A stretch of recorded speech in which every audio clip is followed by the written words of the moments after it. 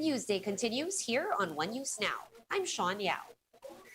Small business owners who lost income during the ECQ period are calling on the government to allow them to operate once Metro Manila shifts to modified ECQ status. Shaila Francisco with the story. Sherry was greeted with unpaid bills when she visited her salon in Pasig today. She doesn't know how she will be able to pay them, especially after finding out that personal care services will remain closed during the modified ECQ period. Like other small businesses, Sherry merely relies on the volume of customers. She says that some salons have resorted to illegal operations just to survive. Hindi mo masisisi kasi wala namang ibang source of income kundi paggugupit, pagmamanicure. Para lang kami merong pang araw-araw dahil hindi naman namin alam kung kailan uli kami magkakaroon ng customer. Restaurant owners and workers are also bending over backwards to survive as alfresco dining and dine-in services are still prohibited this MECQ. Janice, a restaurant worker, says she has lost more than 4,000 pesos since the start of the ECQ. Nag-uusap-usap nga kami kung ano ning magiging namin sa buhay nito, kung ganito na lang po ba kami. Kaya nga, lumalaban na lang po kami kahit paano para maitaguyod na rin namin yung pang-araw-araw po namin Bayarin ko sa bahay, tsaka yung pamasahe ko rin po araw-araw, and then yung pagkain din po namin. Nahirapan din po kami. Salons and food businesses are among the worst hit industries during ECQ, along with those involving hotel services, construction, and manufacturing. The Labor Department says more than 1,600 establishments have been affected due to ECQ as of August 15. This translates to about 62,000 workers displaced. But the numbers could increase as Metro Manila will be placed under MECQ until the end of the month. Of this number, more than 550 have closed permanently, while others have temporarily shut down or have resorted to a flexible work arrangement. These figures have yet to include workers in the informal sector. Mahirap makabangon in a situation where open-close ang iyong economy. So, ang advice na lang po namin, if they cannot really let go permanently of their workers, pwede po na siguro maging arrangement or agreement between the workers and the employers na kung meron namang mga part-time work na pwede po yung mga workers nila, pwede naman nilang payagan until such time that they can really say that. Workers like Sherry and Janice are appealing to the government to give them more time to settle their bills and rent. To somehow ease their burden, Metro Manila Council Chairman Edwin Olivares said in an interview with Radio 5 that the IATF is studying the proposal to allow establishments to accept fully vaccinated customers. Hindi pa natin nababakunahan po lahat Oo, meron pa hong mga hindi po nababaksin po natin. Siguro kasi kung nakuha na natin 70%, dapat ma-implement na po ng ating gobyerno po yan. Shaila Francisco, We Are One News. The Metro Manila Council has welcomed the IATF's move to place the entire capital region under modified ECQ from August 31 or August 21 to August 31. MMDA Chairman Benhur Abalos said local governments will intensify their implementation of granular lockdowns. Abalos added that they will be coordinating with police personnel to ensure that protocols are strictly followed. LGUs in the capital are also urged to ramp up efforts on COVID-19 testing, isolation, and contact tracing. The MMC or Metro Manila Council will ask the Office of Civil Defense or OCD to tap more hotels to be standby isolation facilities for COVID-19 patients. And in Cebu, Representative Duke Frasco says the viral event in Camotes Island was held in compliance to COVID-19 protocols. The congressman explained that all participants submitted health forms, underwent temperature checks, and were reminded to wear face masks and to observe social distancing. He also said there were only over 600 people at the beach that has a capacity of 12,500. This is still in compliance with the IATF's 50% policy on outdoor venues. Congressman Frasco also said that he was more than happy to join the local performers in their dance tributes, considering all the effort that they had put in.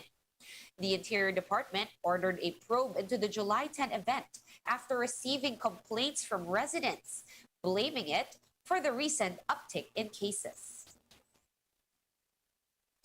We'll have more stories after this short break. Keep it here.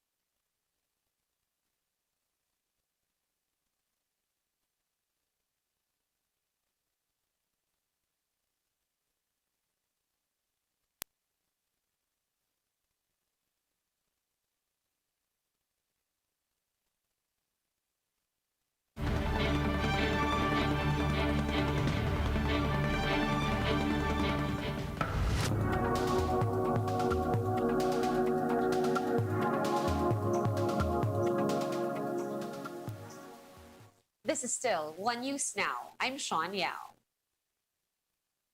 A breakthrough study from Singapore found that SARS survivors who received COVID-19 vaccines produced unexpected antibodies that could counter coronavirus variants. Let's watch this video from Bloomberg. It was really unexpected, but important discovery.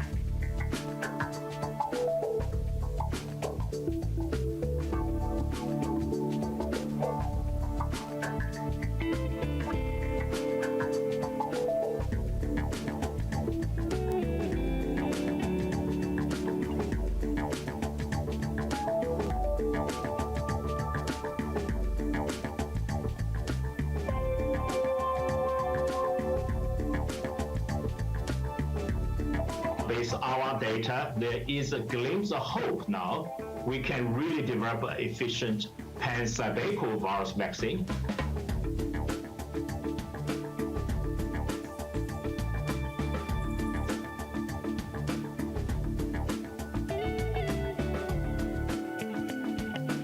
We're going to work on two vaccine candidates. I call them the third generation. The first generation, the Wuhan strain.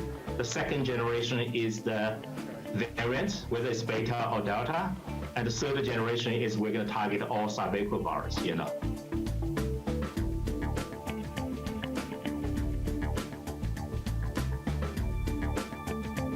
If you can get this third generation vaccine as a boost shot, you should be protected against the known and unknown variants.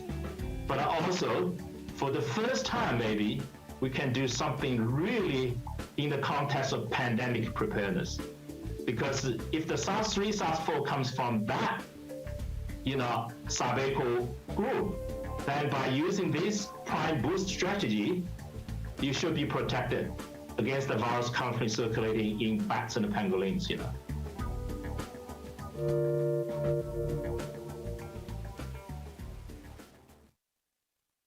And back here in the Philippines, the health department has just reported 17,200 new COVID-19 cases on Friday. That is the highest ever single-day tally since the onset of the pandemic. 123,000 COVID-19 infections out of the 1.8 million total caseload remain active. 434 duplicates were removed from the total case count, 424 of which were reclassified as recoveries. 317 more COVID deaths were confirmed overnight, pushing the death toll to 31,100. Meanwhile, total recoveries now stand at 1.6 million, with 5,500 new survivors in the last 24 hours. One case that was previously tagged as recovered has been validated to be an active case, while 221 cases previously tagged as recoveries have been reclassified as deaths. 26.1% of the 64,900 people who tested for today's COVID-19 bulletin yielded positive results. All right, it's now time to take a quick look at today's other top stories. The Commission on Elections says that voter registration will remain suspended in areas under MECQ. Registration hours in GCQ and MGCQ areas have been extended after the poll body rejected calls to move its September 30 deadline. Officials welcomed some 582,000 doses of AstraZeneca's COVID-19 vaccine this morning. Some 1 million more jabs donated by Chinese brand Sinopharm are expected to arrive today, if not tomorrow. And on to the weather. Tropical depression Isang has slightly intensified while moving over the Philippine Sea. Isang is expected to become a tropical storm on Saturday before finally leaving the Philippine area of responsibility by Sunday. Pag-asa notes that Isang is neither causing rains nor enhancing the southwest monsoon. For more updates, visit News 5, the Philippine Star, and Business World online. Visit our website, onenews.ph, for more in-depth analysis. You can also catch One News on the Signal Play app. Register for a free account at www.signalplay.com and stream One News live anytime, anywhere. Masks on, wash hands, and stay safe, Philippines. I'm Sean Yao. We are One News.